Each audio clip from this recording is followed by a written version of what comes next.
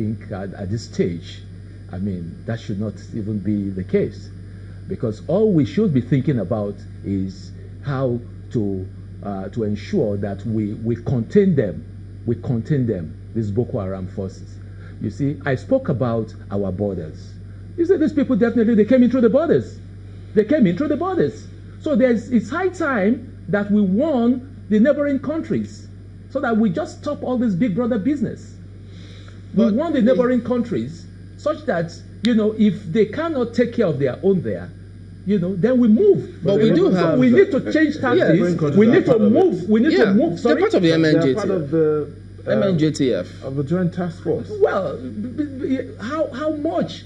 Don't forget that even in the whole of this game plan, it is the Nigeria government, the federal government, that is bearing, you know, almost the over 70% of the costs. The question there is, how much of intelligence comes into play here? Because he mentioned intelligence failure. Yes, I do agree, but again, so look at it here.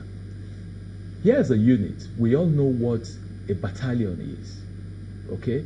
A battalion is a fighting force, okay?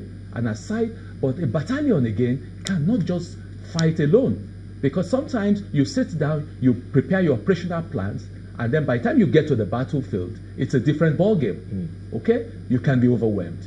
So there's need to have, you know, support. You have direct support, you have indirect support, okay? Like I said to you, yes, I do agree. There has been some failure in intelligence, no doubt. But at the same time, you know, they would have called for support. So that was missing. You think that didn't happen? So you think they didn't call for support? I want to believe that didn't happen, because how long would it have taken the Air Force to fly sorties? Okay? The Air Force has a base there also. They do have a base. But we didn't hear that they're coming. There was intelligence. I mean, intelligence was out there, but it was not being used. So how quickly do you expect to see heads roll?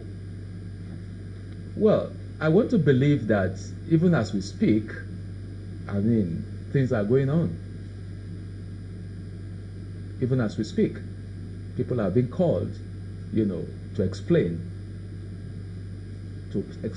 and analyses are going on here and there. And I'm sure that definitely there will be a change in strategy.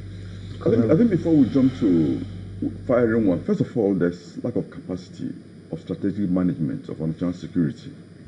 In the sense that some of the questions you were raising with the last chap, Mumuni, is that there's confusion as to, in this system, we have the commander-in-chief, and there are theater commanders.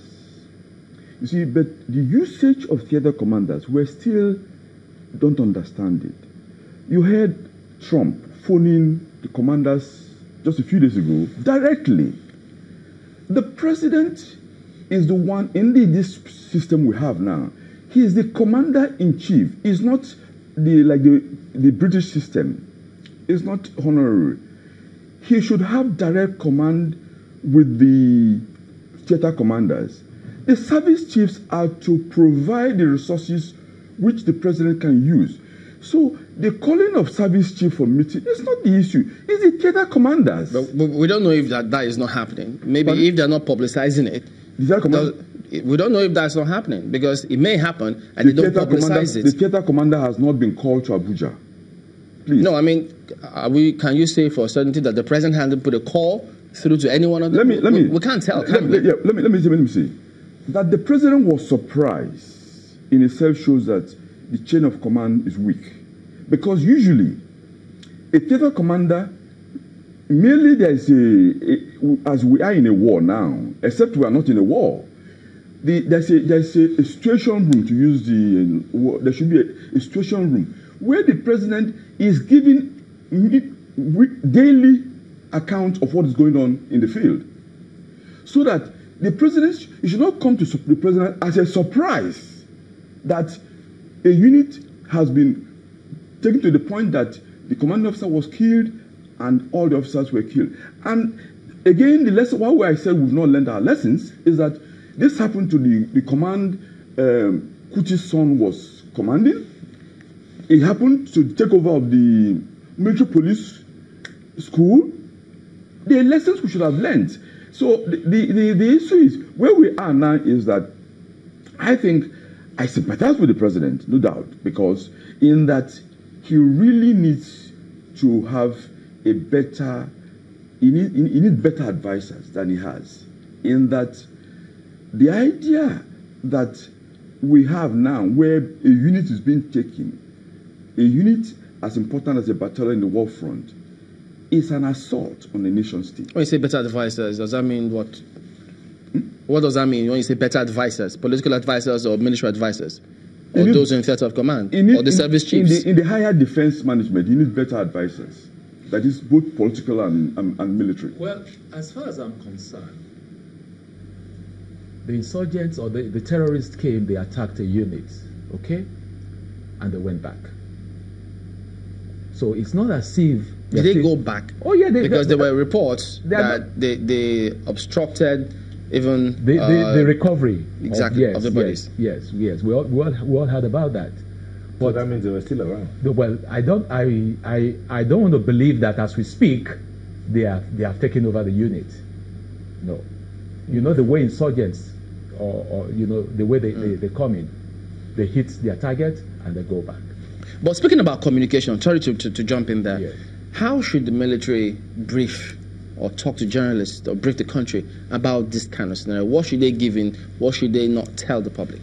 Well, I believe in this kind of a situation, they should actually, you know, call a press conference, you know, less than 24 hours after the incident and address the public.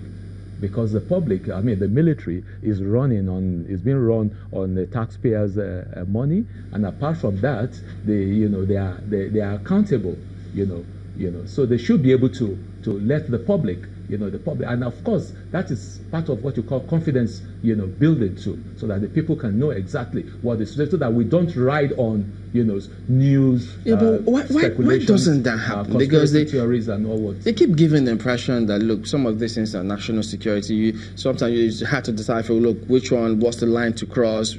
The information doesn't come as fast as you should. It's a pity, really, because once there's a gap in information, then we have all this sort of news going around, which may not be correct.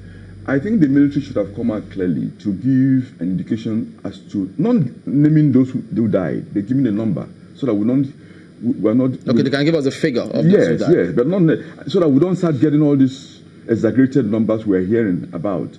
And then the military should also, you see, it's a high time we realize that in everywhere now, the ability to own up and to speak sincerely is stronger than when you deny facts, because they will always come out.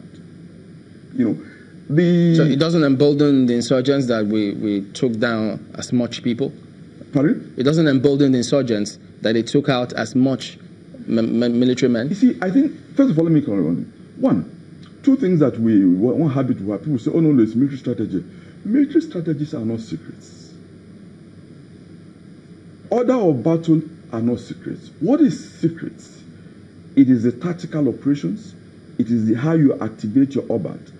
If you come out and say, to tell Nigerians that, look, and if you start denying Nigerians the right figures and they hear from other sources, then you lose credibility, which is worse for you than if you had come out up front. That's why you find if an American troops are hit, they don't deny the figures. They come out and say the figures. The issue of saying that, oh, we have to contact the family and so on, that is, by the way, that is when you have mentioned the names.